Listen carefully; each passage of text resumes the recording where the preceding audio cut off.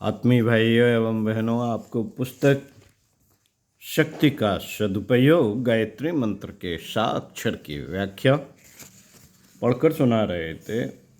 शक्ति संचय की प्रणाली।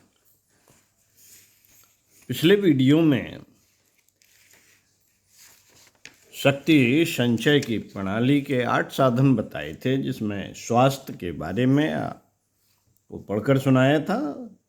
दूसरा साधन है विद्या, तीसरा धन, चौथा व्यवस्था, पांचवा संगठन, छठवां यश, सातवां शौर्य और आठवां सत्य। आपको पढ़कर सुनाते हैं। आइए। विद्या। विद्या के 2 भाग हैं, एक शिक्षा, दूसरी विद्या। सांसारिक जानकारी को शिक्षा कहते हैं। जैसे भाषा, भूगोल, गणित, इतिहास, चिकित्सा, व्यापार, शिल्प, साहित्य, संगीत, कला, विज्ञान, नीति, न्याय, व्यवस्था आदि। विद्या मनुष्यता के कर्तव्य और उत्तरदायित्व को हृदयंगम करने को कहते हैं। धर्म, अध्यात्म, शिष्टाचार, सेवा, पुण्य, परमार्थ, दया, त्याग, सरलता, सदाचार, संयम, प्रेम, न्याय, ईमानदारी, ईश्वर परायणता, कर्तव्य भावना प्रभृति वृत्तियों का जीवन में घुल मिल जाना विद्या है। शिक्षा और विद्या दोनों को ही प्राप्त करने का प्रयत्न करना चाहिए। शिक्षा से सांसारिक जीवन की श्री वृद्धि होती है और विद्या से आत्मिक जीवन में सुसंपन्नता आती है। बौद्धिक विकास के लिए जिज्ञासा की सबसे अधिक आवश्यकता है। जिसके मन में जानने की इच्छा होती है, उसके मन में अनेकों तर्क वितर्क उठते हैं। चिंतन, मनन और विवाद करने में जिसे रस आता है, जो अपनी जानकारी बढ़ाने के लिए प्रयत्नशील रहता है, जिसे ज्ञान संग्रह का शौक है, जो ज्ञानवान बनने के महत्व और आनंद से परिचित है, वह नित्य प्रति अधिक ज्ञानवान होता चला जाता है। ज्ञानवान बनने के अनेकों साधन उसे पग पग पर प्राप्त होते रहेंगे। मूढ़मत मनुष्यों को जहाँ कोई खास बात दिखाई नहीं पड़ती, जिज्ञासु व्यक्ति की सूक्ष्म दृष्टि वहाँ भी बहुत सी जानने योग्य बातें ढूंढ निकालती हैं। ज्ञानवान बनने की तीव्र आकांक्षा हुए बिना मस्तिष्क की वे सूक्ष्म शक्तियाँ जागृत नहीं हो सकती, जिनके आधार पर शिक्षा और विद्या की प्राप्ति हुआ करती है। अथा तो ब्रह्म जिज्ञासा के सूत्रकार ने ज्ञान साधना का प्रथम उपाय जिज्ञासा को बताया है। जिज्ञासु होना विद्वान होने का पूर्व रूप है। साथियों, पर्यटन, यात्रा, समाचार पत्रों को पढ़ना, विचारपूर्ण पुस्तकों का अध्ययन करना, सत्संग, आम लोगों की मनोवृत्तियों का अध्ययन, घटनाओं पर विचार और उनका निरूपण एवं अनुभव संपादन में रुचि लेने वाले मनुष्य बुद्धिमान हो जाते हैं। जो अपनी भूलों को ढूंढने और सही निष्कर्ष तक पहुंचने के लिए हठ धर्मी से बचाकर अपने मस्तिष्क को खुला रखते हैं, वे आवश्यक एवं उपयोगी ज्ञान को पर्याप्त मात्रा में एकत्रित कर लेते हैं।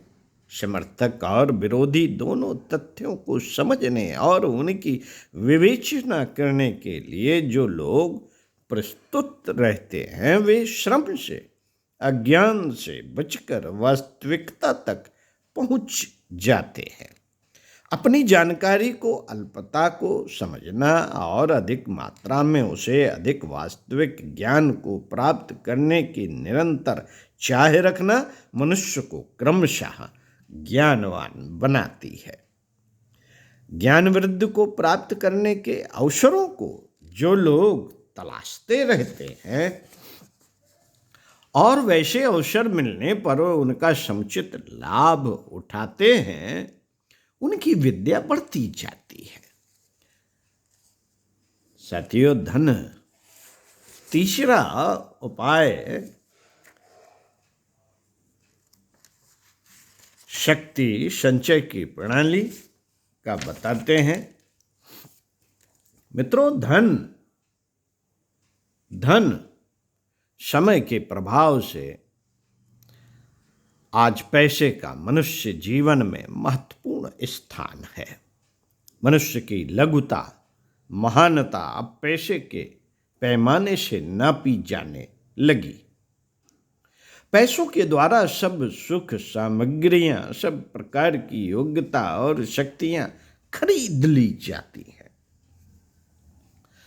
आज जो अनुचित और अत्यधिक महत्व पैसे को प्राप्त है, उसकी ओर ध्यान न दिया जाए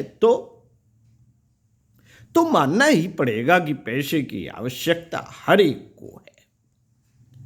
भोजन, वस्त्र एवं मकान के लिए पैसे की जरूरत पड़ती है। अतिथि सत्कार, परिवार का भरण पोषण, बच्चों की शिक्षा, विवाह, चिकित्सा, दुर्घटना, अकाल, आपत्ति, यात्रा आदि के लिए थोड़ा बहुत पैसा हर सद्गृहस्थ के पास रहना आवश्यक है।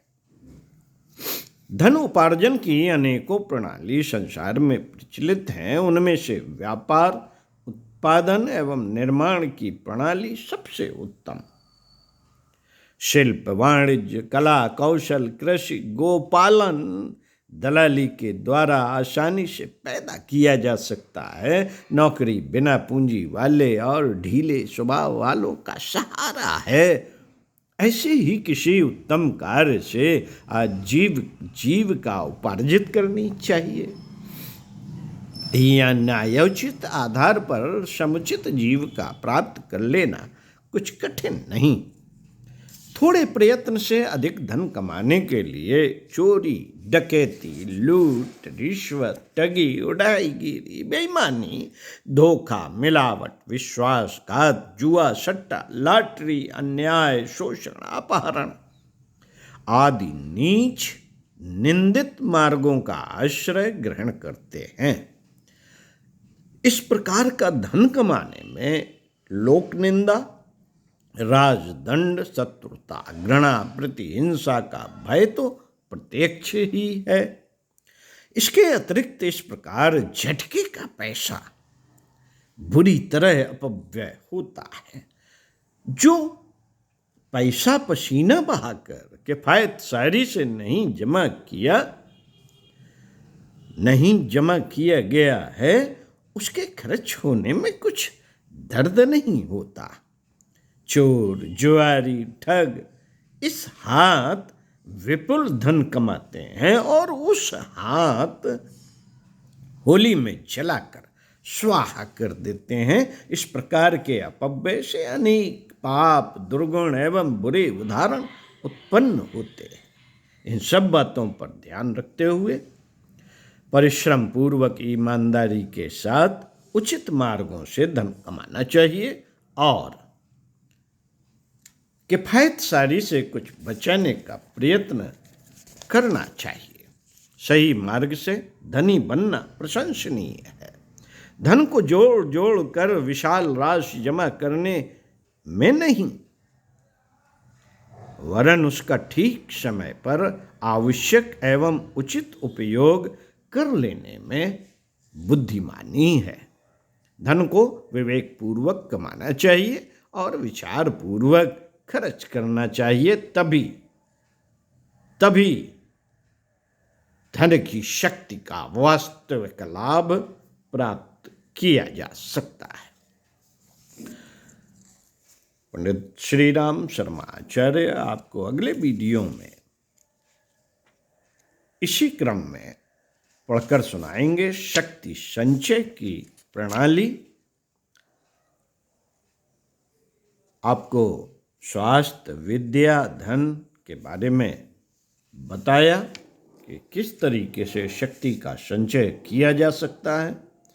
आगे आपको पढ़कर बताएंगे नंबर 4, व्यवस्था, संगठन, यश, शौर्य, सत्य इत्यादि के सम्मिलन से संपूर्ण शक्ति बनती है। सुनते रहिए कुछ अच्छा और पढ़ते रहिए कुछ अच्छा।